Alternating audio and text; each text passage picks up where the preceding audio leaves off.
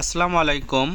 SSC খাতা চ্যালেঞ্জের ফল কবে জানালো আন্তঃশিক্ষা বোর্ড? অর্থাৎ তোমরা যারা এসএসসি 2024 শিক্ষার্থীরা রয়েছো, তোমরা এসএসসি পরীক্ষার ফল পেয়েছো এবং বোর্ড চ্যালেঞ্জ করেছো। অধিকাংশ শিক্ষার্থী তাদের ফল কবে হবে সে বিষয়ে আজকের এই ভিডিওটি। এবং এসএসসির তোমরা যারা বোর্ড চ্যালেঞ্জ করেছো তাদের ফল তাদের বোর্ড চ্যালেঞ্জের কবে প্রকাশ হবে সে বিষয়ে আজকে আন্তঃশিক্ষা বোর্ড কী নিউজ করেছে সে বিষয়ে জানবো। এখানে বিস্তারিত বলা হয়েছে তোমাদের কবে বোর্ডের ফল দিবে। তো শিক্ষার্থী বন্ধুরা, তার আগে বলি তোমরা যারা আমার চ্যানেল নতুন অবশ্যই আমার চ্যানেলটিকে সাবস্ক্রাইব করে পাশে থাকবে। তো শিক্ষার্থী বন্ধুরা, এবার নিউজটি জানানো যাক।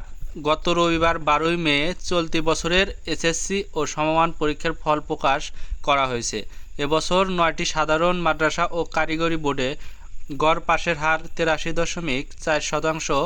প্রতিবারের মতো এবারও প্রকাশিত ফলাফলে কারো কাঙ্ক্ষিত ফল না এলে সে পুনর্নিরীক্ষণের আবেদন বা খাতা চ্যালেঞ্জ করতে পারবে, অর্থাৎ বোর্ড চ্যালেঞ্জ করতে পারবে। এবং এ প্রক্রিয়া শেষ হয় গত 19শে মে। তোমাদের 19শে মে এ প্রক্রিয়াটি শেষ হয়ে যায়।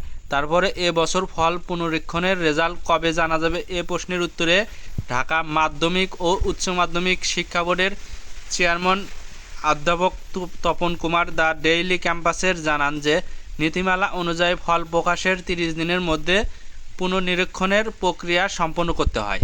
সেক্ষেত্রে আগামী জুন মাসের 11 তারিখ শিক্ষার্থীরা ফলাফল জানতে পারবেন।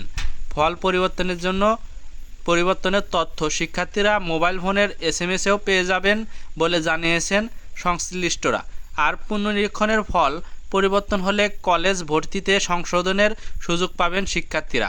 জানা যায় এবছর ফল পুনর্নিরীক্ষণের প্রতি পত্রের জন্য আবেদন ফি নেওয়া হয় 125 টাকা। তো শিক্ষার্থীরা, বিষয়টি ছিল এটাই। তো বিষয়টি বুঝতে পারলে অবশ্যই আমার চ্যানেলটিকে সাবস্ক্রাইব করে পাশে থাকবে এবং ভিডিওটি ভালো লাগলে অবশ্যই লাইক দেবে। তো ধন্যবাদ সবাইকে।